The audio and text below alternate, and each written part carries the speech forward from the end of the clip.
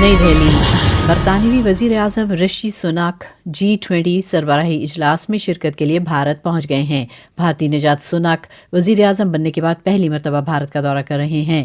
ان کے ہمراہ ان کی اہلیہ اکشتا مورتی بھی ہیں، جن کے والد کا شمار بھارت کے امیر ترین افراد میں ہوتا ہے۔ برطانوی وزیر اعظم کا نئی دہلی کے ایئرپورٹ پر ریڈ کارپیٹ استقبال کیا گیا۔ بھارت میں G20 سربراہی اجلاس کا آغاز کل سے ہو رہا ہے۔ بھارت گزشتہ برس برطانیہ کو پیچھے چھوڑتے ہوئے دنیا کی 5ویں بڑی معیشت بن گیا تھا۔ واشنگٹن۔ امریکہ میں وہ سچویشن روم منہدم کر دیا گیا ہے جہاں صدر باراک اوباما اور ان کے اعلیٰ معاونین نے اسامہ بن لادن کو ہلاک کیے جانے کے مناظر براہ راست دیکھے تھے۔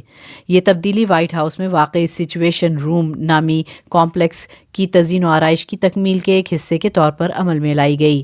اس کانفرنس روم کو 2011 کی اس تصویر نے یادگار بنا دیا تھا جس میں امریکی میرین کے پاکستان میں بن لادن کے کمپاؤنڈ پر چھاپہ مار کارروائی کو براہ راست دیکھا گیا تھا۔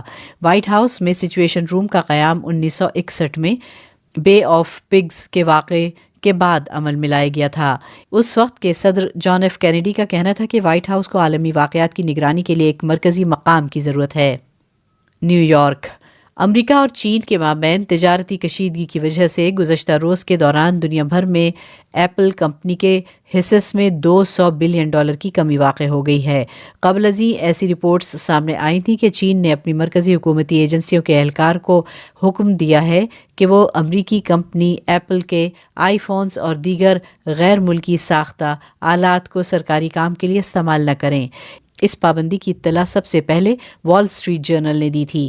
بیجنگ حکومت کو خدشات ہیں کہ ان آلات کو جاسوسی کے لیے استعمال کیا جا سکتا ہے۔ گزشتہ ایک عشرے سے چین کی کوشش ہے کہ غیر ملکی ٹیکنالوجی اور کمپنیوں پر انحصار کم سے کم کیا جائے۔ واشنگٹن۔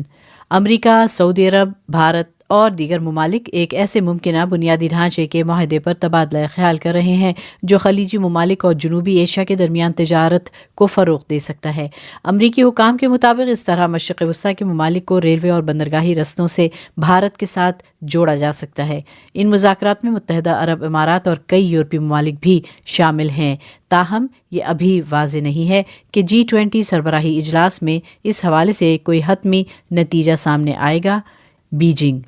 چین نئی دہلی میں G20 سربراہی اجلاس کے مثبت نتائج اور تمام فریقین کے ساتھ مل کر کام کرنے کے لیے تیار ہے۔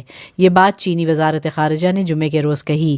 وزارت خارجہ کے ترجمان ماؤنگ کا یہ بیان برطانوی وزیر اعظم رشی سناک کی اس تنقید کے بعد سامنے آیا ہے جس میں انہوں نے چین پر مختلف معاملات میں تاخیر سے کام لینے کے الزامات عائد کیے۔ برطانوی وزیر اعظم کا کہنا تھا کہ چین یوکرین جیسے اہم معاملے کو اہمیت دینے سے گریزاں ہے۔ بھارت میں ہونے والے G20 سربراہی اجلاس میں نہ تو چینی اور نہ ہی روسی صدر شرکت کر رہے ہیں۔ بماکو۔ مغربی افریقی ملک مالی میں مسلم عسکریت پسندوں کے 2 حملوں کے نتیجے میں کم از کم 49 شہری اور 15 فوجی ہلاک ہو گئے۔ مالی کی فوجی حکومت کے مطابق 2 الگ الگ حملوں میں دریائے نائجر پر سفر کرنے والے ایک مسافر بردار بحری جہاز اور شمالی گاؤں کے علاقے بامبا میں ایک فوجی اڈے کو نشانہ بنایا گیا۔ القاعدہ سے منسلک ایک جہادی ملیشیا نے اس کی ذمہ داری قبول کر لی۔ آئندہ ویکینڈ پر بھارت میں ہونے والی G20 سربراہی اجلاس میں نہ تو روسی صدر ولادیمیر پوٹن اور نہ ہی چینی صدر شی جن پنگ شرکت کریں گے۔ کرملن کی طرف سے جاری ہونے والے بیان کے مطابق روسی صدر کسی ویڈیو خطاب کا بھی ارادہ نہیں رکھتے۔ یوکرین تنازع کی وجہ سے روس اور مغرب میں شدید اختلافات برقرار ہیں۔ اسی طرح دنیا کی دوسری سب سے بڑی معیشت چین کے صدر بھی شرکت نہیں کریں گے۔ چین کے اس وقت امریکہ کے ساتھ تجارتی اور بھارت کے ساتھ سرحدی تنازعات جاری ہیں۔ بیجنگ۔ چین نے اپنی مرکزی حکومتی ایجنسیز کے اہلکاروں کو حکم دیا ہے کہ وہ امریکی کمپنی ایپل کے آئی فونز اور دیگر غیر ملکی ساختہ آلات کو سرکاری کام کے لیے استعمال نہ کریں۔ ایسے اسمارٹ فونز اور ڈیجیٹل آلات کو دفتر میں لانے سے بھی منع کر دیا گیا ہے۔ بیجنگ حکومت کو خدشات ہیں کہ ان آلات کو جاسوسی کے لیے استعمال کیا جا سکتا ہے۔ حال ہی میں چینی حکام نے مخصوص رستوں اور حکومتی اداروں میں ٹیسلا کی کاروں کے استعمال پر بھی پابندی عائد کر دی تھی۔ گزشتہ ایک عشرے سے چین کی کوشش ہے کہ غیر ملکی ٹیکنالوجی اور کمپنیوں پر انحصار کم سے کم کیا جائے۔ تل ابیب۔ اسرائیل نے یوم کپور جنگ کے 50 سال بعد عرب ریاستوں سے ہونے والی اپنی لڑائی کے بارے میں متعدد دستاویزات، ویڈیوز اور آڈیو کی ریکارڈنگز عام کر دی ہیں۔ 6 اکتوبر 1973 کو مصر اور شام کی قیادت میں عرب ریاستوں کے اتحاد نے یہودی کیلنڈر کے مقدس ترین دن یوم کپور پر غیر متوقع طور پر اسرائیل پر حملہ کر دیا تھا۔ اس تنازع کو چوتھی عرب اسرائیل جنگ کے نام سے بھی جانا جاتا ہے۔ یہ معرکہ 19 دن تک جاری رہا۔ یہ لڑائی بنیادی طور پر جزیرہ نما سینائی اور گولان کی پہاڑی پر ہوئی۔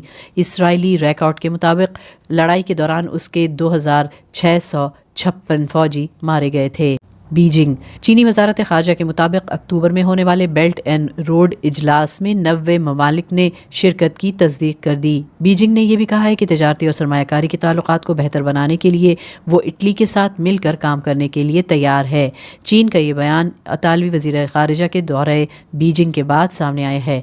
حالیہ چند ماہ کے دوران اٹلی نے چین کے بیلٹ اینڈ روڈ منصوبے پر شکوک و شبہات کا اظہار کیا ہے۔ اس منصوبے سے باضابطہ دستبردار ہونے کے لیے اٹلی کے پاس دسمبر تک کا وقت ہے۔ بصورت دیگر آئندہ مارچ کے بعد اس میں مزید 5 سال کی توسیع کی جائے گی۔ واشنگٹن۔ امریکہ پہلی مرتبہ یوکرین کو یورینیم زدہ ٹینک شکن گولہ بارود فراہم کرے گا۔ امریکی وزارت دفاع نے یوکرین کے لیے مزید $175 ملین مالیت کے ہتھیاروں کے ایک نئے پیکج کا اعلان کیا ہے۔ اس طرح یوکرین کو 120 ملی میٹر کی نیم افزودہ یورینیم والی گولیاں بھی فراہم کی جائیں گی جو ٹینک تباہ کرنے کی صلاحیت رکھتی ہیں۔ دنیا میں یورینیم زدہ گولہ بارود کا استعمال متنازع ہے کیونکہ یہ دھات نہ صرف فوجیوں بلکہ جنگ زدہ علاقوں میں رہنے والے عام شہریوں کے لیے بھی زہریلی ہے۔ بنگوئی۔ اقوام متحدہ نے خبردار کرتے ہوئے کہا ہے کہ وسطی افریقی جمہوریہ میں ایک انسانی بحران جنم لے رہا ہے۔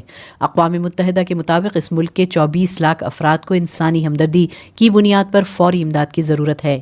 اس افریقی ملک کے لیے $534 ملین امداد کی اپیل کی گئی تھی جس کا فقط 36% حصہ ہی مل پایا ہے۔ اس ملک میں 10 سال سے جاری تنازعات کی وجہ سے نصف ملین افراد داخلی سطح پر بے گھر ہو چکے ہیں جبکہ 7 لاکھ شہری پڑوسی ممالک میں پناہ حاصل کر چکے ہیں۔